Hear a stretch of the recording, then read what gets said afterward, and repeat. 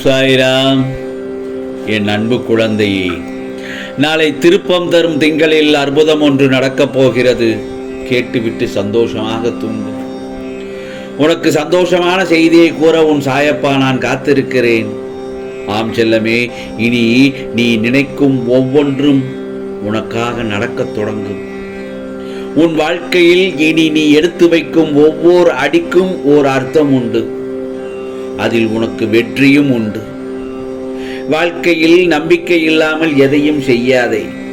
வாழ்க்கையில் நீ வெற்றி பெற, உன் கனவுகள் பலிக்க உனக்கான நேரம் வந்துவிட்டது. ஆம் செல்லமே, தினந்தோறும் காலையில் எழுந்தவுடன் என்னை மனதார நினைத்து என் நாமத்தை ஒரு 10 தடவையாவது சொல். ஓம் சாய்ராம் என்று.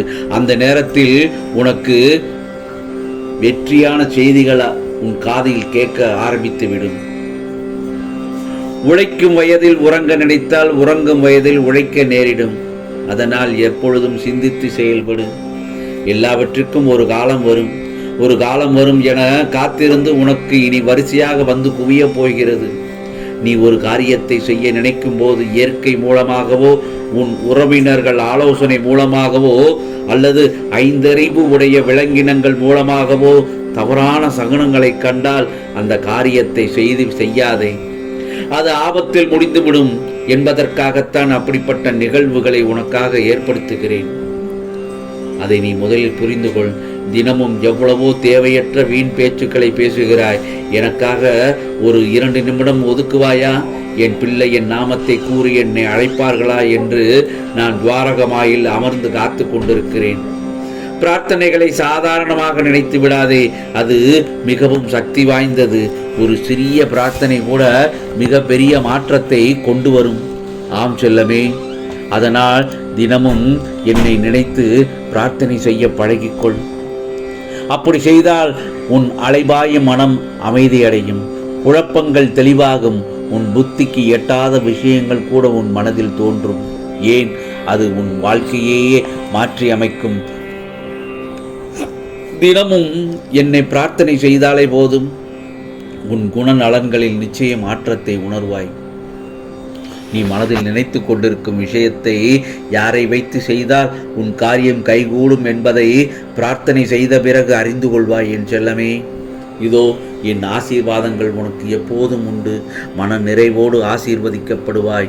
உன் துயரங்கள், உன் வியாதிகள், உன்னுடைய கடன் சுமைகள் அனைத்தும் விலகி சகல சௌபாக்கியங்களோடு வாழப்போகிறாய் என் செல்லமே. மூங்கில் மரம் போல உன்னை தயார்படுத்தும் முயற்சி சற்று தாமதமாய்த்தாலும் உன் வளர்ச்சி வேகமானதாகத்தான் இருக்கும். உன் நல்ல எண்ணங்களும் நல்ல செயல்களும் உன்னை ஒருபோதும் கைவிடாது. நீ வாழ்வில் எல்லா வளங்களும் பெற்று மகிழ்ச்சியாக வாழப்போகிறாய். ஆம் செல்லமே, உனக்கான 3 நல்ல செய்திகள் உன்னை தேடி வரும். அதனால் நீ எல்லா பிரச்சனைகளிலிருந்து விடுதலை பெறுவாய். நீ துளைத்த உன் சந்தோஷத்தின் சாவியை இதோ உன் சாயப்பா உனக்கு தந்துவிட்டேன். பத்திரமாக வைத்துக்கொள் என் செல்லமே. நீ மனம் உருகி என்னிடம் கேட்கும் ஒவ்வொரு பிரார்த்தனைகளுக்கும் உன் சாயப்பா நிச்சயமாக பதில் அளிப்பேன். என்னை பற்றி நன்றாக புரிந்து கொள்ளும் நீயே என்னை தவறாக நினைக்கலாமா? நான் எதற்கும் பதில் அளிக்கவில்லை என்று கவலை கொள்ளலாமா என் செல்லமே?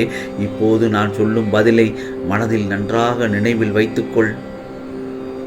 திடீரென கஷ்டம் உனக்கு வரும்போது நீ தாழ்ந்து போகும் பொழுதும் அழும் பொழுதும் நீ கர்ம வினையால் வந்தது என நினைத்துக்கொள். அதை உணர்ந்து அமைதியாக இரு. எதை பார்த்தும் நீ பயப்படக்கூடாது. உன் வாழ்க்கையை என்னிடம் கொடுத்து விட்டாய் அல்லவா? இன்னும் எதையோ நினைத்து கவலைப்பட்டு கொண்டிருக்கிறாய். ஏன்? நாம் பாவத்தையும் முடிக்கத்தான் பிறந்திருக்கிறோம். அந்த பாவத்தை இந்த பிறவிலேயே முடித்துவிட்டு இந்த சாயப்பாவிடம் வந்து சரணாகதி அடைந்து விடு. கஷ்டப்படுகிறோமே என்று பயப்பட வேண்டாம். ஒரு விஷயத்தை நாம் அடைய வேண்டுமென்றால் அதற்கு நாம் போராடத்தான் வேண்டும். அதுபோல என்னிடம் நீ வர வேண்டும் என்றால் இந்த கர்மாக்களை நீ முடிக்க வேண்டும். உன் சாயப்பா சொல்வதை என்றுமே தவறாக எடுத்துக்கொள்ளாதே. நான் உனக்கு சொன்னால் எதுவும் நல்லதுக்காகத்தான் சொல்வேன் என்று உன் மனதில் ஆணித்தரமாக நம்ப வேண்டும். சீக்கிரமாக உனக்கு இந்த கர்மாக்கள் முடியப் போகிறது. உன் கஷ்டமெல்லாம் தீரப்போகிறது. இந்த நாளை திங்கட்கிழமை உனக்கு நல்ல பொழுதாகத்தான் விடியப் போகிறது. உன் வீட்டில் நல்லது நடக்கப் போகிறது. தள்ளிக்கொண்டும் தள்ளிச் சென்றும் போய்கொண்டிருந்த காரியங்கள் சுபகாரியமாக நடக்கப் போகிறது. இது சாயப்பாவின் சத்திய வாக்கு. ஆம் செல்லமே, உனக்கு நான் தரும் பரிசு பெரியது. மகிழ்ச்சியுடன் காத்திரு. தரப்போகும் பரிசினை பெற்றுக்கொள்ள கவலையாக இருக்கும் உன் மனதை சுத்தப்படுத்தி அதில் சந்தோஷத்தை தரப்போகிறேன். ஆம் செல்லமே, உனக்கான வாழ்வு நிச்சயிக்கப்பட்டு விட்டது. தன் வாழ்வில் ஒரு மனிதன் சிக்கல்களை எதிர்கொள்ளும் போதுதான் பல திறமைகள் வெளிப்படும் என்றே கூறலாம். அதுபோலத்தான் உன் திறமைகளை எல்லாம் பயன்படுத்தி உன் சிக்கல்களை எல்லாம் தகர்த்து விட்டாய். உன்னை சுற்றி இருப்பவர்கள் முன் நீ எதையும் வெளிக்காட்டிக் கொள்வதில்லை. உன் மனதில் இருப்பதை யாரிடமும் பகிர்ந்து கொள்ளவும் இல்லை. யாரேனும் உன்னை நலமா என்று கேட்டால் நலமே என்று புன்னகிக்கிறாய். இப்போது என்னிடம் சொல் செல்லமே, நீ சந்தோஷமாக இருக்கிறாயா? சந்தோஷம் என்பது மற்றவர்கள் முன் சிரிப்பதல்ல, தனிமையில் இருக்கும்போது அழாமல் இருப்பதே. அப்படி பார்த்தால் என் பிள்ளை தனிமையில் இருக்கும்போது தன் மனதோடு போராட்டமே நடத்தி கொண்டிருக்கிறாய். ஏன் இப்படி நடக்கிறது, எதற்காக இப்படி நடக்கிறது என்று புலம்பிக் கொண்டிருக்கிறாய். உன்னை புறக்கணித்து சென்றவர்களையும் உன்னை ஏமாற்றி சென்றவர்களையுமே நினைத்து நினைத்து வருந்தி கொண்டிருக்கிறாய். என் செல்லமே, ஏமாற்றியவர்களுக்கு நன்றி சொல்.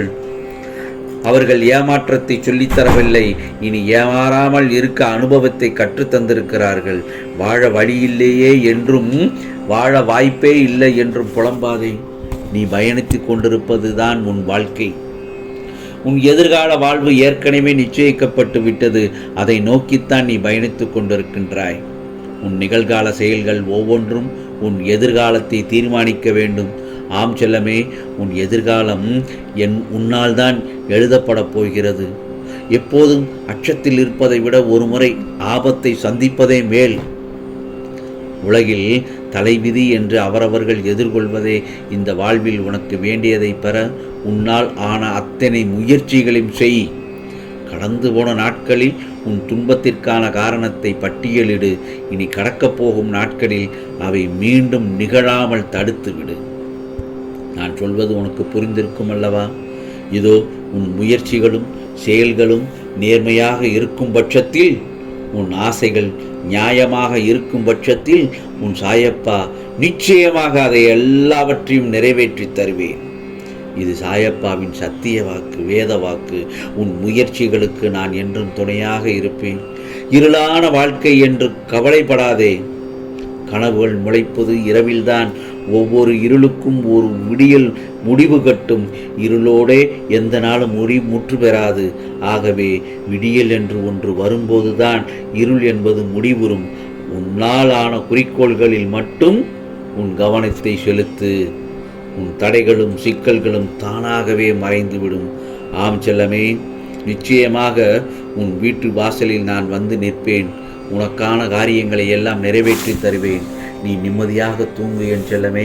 நாளைய பொழுது உனக்கு நல்ல பொழுதாக விடியும்.